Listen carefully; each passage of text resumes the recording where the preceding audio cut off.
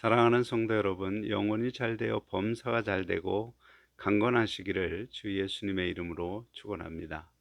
오늘은 요한 2서 1절로 12절에 나타내신 하나님의 뜻을 전하고자 합니다.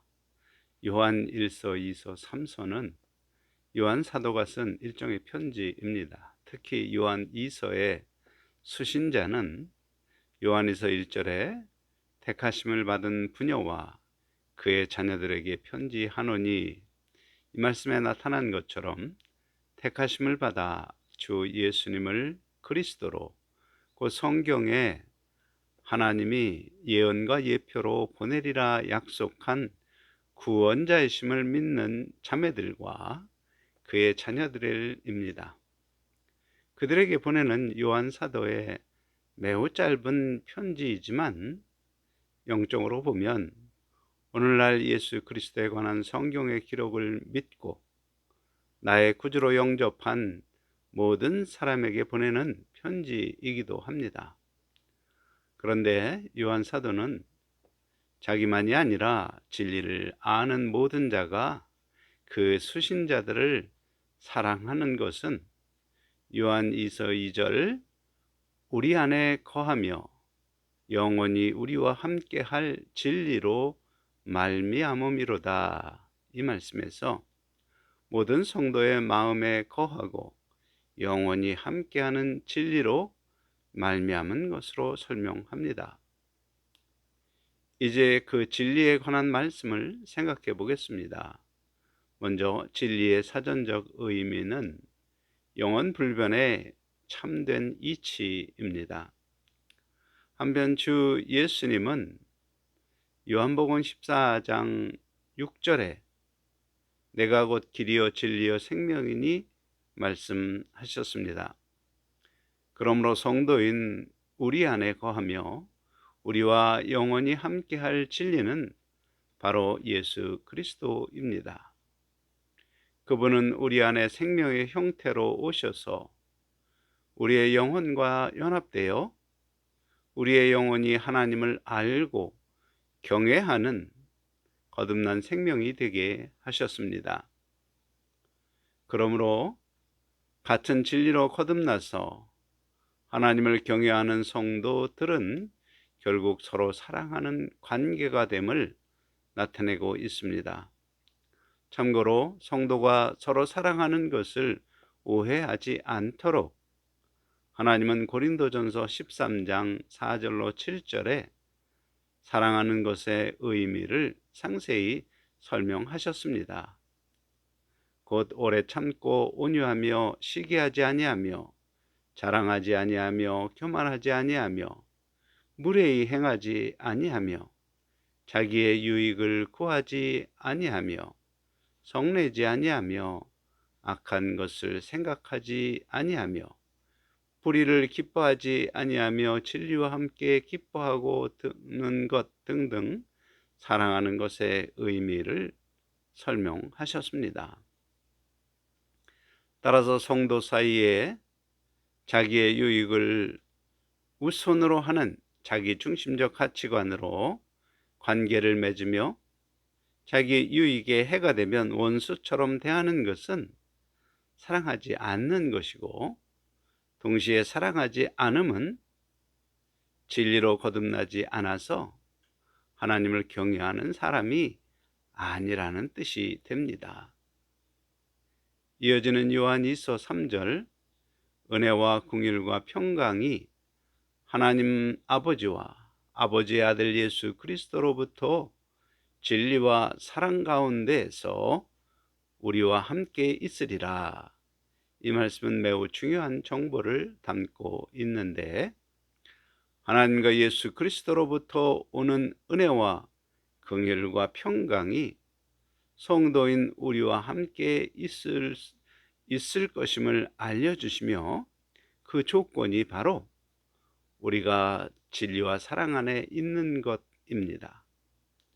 거꾸로 말씀을 드리면 우리가 진리와 사랑 안에서 생각하고 말하고 행동하는 삶을 살지 않으면 하나님과 예수 그리스도로부터 오는 은혜와 긍휼과 평강을 누리지 못하게 됩니다. 이런 말씀을 들으면 뭔가 좋은 것을 누리는 것 같은데 실질적으로 와닿는 것이 없습니다. 그 이유는 사랑과 진리 안에 거하는 성도가 누릴 은혜와 긍휼 평강이 전부 형이상학적 개념으로 사람에 따라 다르게 생각할 수 있기 때문입니다. 그러므로 누리게 될 은혜와 긍휼과 평강에 관하여 성경적 의미를 생각해 봅시다. 은혜의 의미는 자격이 없음에도 누리는 좋은 혜택입니다. 성경은 놀라운 혜택을 약속합니다. 요한복음 6장 40절에 내 아버지의 뜻은 아들을 보고 믿는 자마다 영생을 얻는 이것이니 마지막 날에 내가 다시 살리리라. 내가 이를 다시 살리리라. 이 말씀에서 예수님이 재림하실 때 부활을 약속합니다. 다만 계시록 22장 12절에 보라 내가 속히 오리니 내가 줄 상이 내게 있어 각 사람에게 그가 행한 대로 갚아주리라. 이 말씀은 부활하게 될 각 사람이 행한 선한 일을 갚아주실 상으로 여기시고 더 좋은 부활로 갚아주실 것을 약속합니다. 사실 이러한 영광과 존귀를 누릴 부활은 모두 내가 자격이 있어서 누리게 되는 것이 아닙니다. 원래 나는 유황불에 데는 듯한 고통과 구더기가 썩은 살을 파먹는 듯한 고통이 영원히 지속되는 지옥의 형벌을 받아야 할 존재입니다. 사실 아무런 자격이 없음에도 하나님의 아들 예수 그리스도에 관한 성경의 기록을 믿는 그 믿음을 의롭게 보시는 하나님께서 베푸시는 은혜입니다. 혹시 오랫동안 질병이나 불임으로 고통 중에 있는 사람이라면 출애굽기 23장 25절로 26절 네 하나님 여호와를 섬기라. 그리하면 여호와가 너의 양식과 물에 복을 내리고 너희 중에서 병을 체하리니 네 나라에 낙태하는 자가 없고 임신하지 못하는 자가 없을 것이라. 내가 너의 날수를 채우리라. 이 말씀으로 약속한 은혜를 체험하실 수 있기를 주 예수님의 이름으로 축원합니다. 이 은혜는 오직 여호와 하나님을 나의 주로 섬기는 사람에게 약속된 은혜입니다. 묵상하면 같은 은혜를 누리는 조건이 진리 안에 거하고 사랑 안에 거하는 것임을 생각할 때 진리 안에 거하고 사랑 안에 거하는 그것이 바로 하나님을 나의 주로 섬기는 것임을 알 수 있습니다. 둘째로 누리는 긍휼이란 불쌍히 여김을 받고 선하게 대우받는 것을 뜻합니다. 가령 같은 도둑질을 했어도 감옥에 가는 사람이 있고 어떤 사람은 훈방 조치로 풀려나는 사람도 있습니다. 그 이유는 도둑질한 사람을 불쌍히 여긴 재판관이 선하게 대우한 것입니다. 곧 긍휼히 여긴 것입니다. 영적으로 우리의 모습을 생각해 보십시오. 우리는 성도라 하여도 시시때때로 하나님 말씀에 순종하지 못하고 나의 탐심과 정욕만족을 위한 언행으로 죄를 범하지만 그때마다 그 죄에 합당한 형벌을 받지 않고 예수 이름으로 죄를 자복하면 예수 이름으로 죄를 자복하면 오히려 용서와 함께 바른 길로 돌아설 수 있도록 인도하는 것은 우리를 긍휼히 여기시는 하나님의 자비로운 성품 때문입니다. 더구나 잘못을 7번씩 1원번이라도 용서하라 하신 예수님께서 우리의 연약함을 아시고 긍휼히 여기시며 단지 죄를 차복하면 용서하시기 때문입니다. 셋째로 누리는 것은 평강입니다. 평강은 불안과 근심, 걱정이 몰려오는 환경을 만났어도 촉촉한 봄비가 가뭄을 해갈하듯이 근심, 걱정, 불안이 사라지고 마음이 평화롭고 기쁨으로 채워지는 은혜입니다. 사람의 불안, 근심, 걱정의 근원은 미래의 불확실성에 있습니다. 특히 죽음에 이르는 고난이 예상될 경우 죽음 이후에 어떤 세상이 펼쳐질지 알지 못하는 사람은 극도의 불안과 근심, 걱정에 쌓이게 됩니다. 그러나 예수 그리스도의 약속을 따라 영광의 부활이 예비되어 있음을 확신하는 사람은 죽음에 이르는 고난이 예상되는 그때에도 평강을 누립니다. 그런 평강을 누린 사도 바울은 고린도후서 5장 8절에 우리가 담대하여 원하는 바는 차라리 몸을 떠나 주와 함께 있는 그것이라 고백합니다. 이러한 은혜와 긍휼과 평강을 성도가 누릴 수 있는 조건은 진리 안에 거하고 사랑 안에 거하는 것입니다. 그러므로 은혜와 긍휼과 평강을 누리려면 그것을 누리기 위한 조건, 진리 안에 거하고 사랑 안에 거하는 것의 의미 또한 알아야 합니다. 요한일서 5절에 부녀여 내가 이제 네게 구하노니 서로 사랑하자. 이는 새 계명같이 내게 쓰는 것이 아니요 처음부터 우리가 가진 것이라. 이 말씀은 은혜와 긍휼과 평강을 누릴 수 있도록 성도에게 서로 사랑하자 권면합니다. 서로 사랑하는 것이란 서로 감정상 좋아하도록 하자 그런 뜻이 아닙니다. 그러면 어떻게 하는 것이 서로 사랑하는 것입니까? 요한일서 3장 23절에 예수 그리스도의 이름을 믿고 그가 우리에게 주신 계명대로 서로 사랑할 것이니라. 이 말씀으로 서로 사랑하는 것의 의미를 알 수 있습니다. 곧 예수 그리스도의 이름을 믿는 성도가 각자의 위치에서 예수님의 가르침을 따라 지켜야 할 하나님 말씀을 기준으로 서로 관계를 설정하고 그 설정된 관계에 합당한 주의 가르침을 지키는 것이 바로 서로 사랑하는 것입니다. 가령 부모와 자녀의 관계라면 부모는 에베소서 6장 4절 아비들아 너희 자녀를 늦게 하지 말고 오직 주의 교훈과 훈계로 양육하라.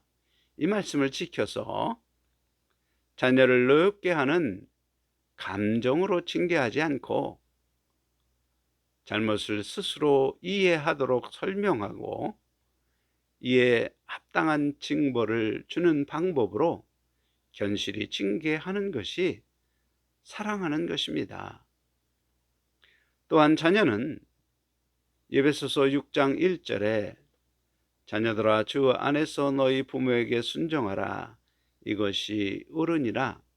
이 말씀을 따라서 부모의 말씀이 하나님 말씀을 거역하는 말, 가령 도둑질을 해라, 돈을 도둑질해서 가져오라 그런 말이 아니라면 가령 부지런하라, 청결하라, 공부 열심히 하라와 같이 하나님의 섭리에 거역하지 않는 어떤 말씀이라도 순종하는 것이 바로 부모를 사랑하는 것입니다. 한편 부부관계라면 에베소서 5장 33절 그러나 너희도 각각 자기의 아내 사랑하기를 자신같이 하고 아내도 자기 남편을 존경하라.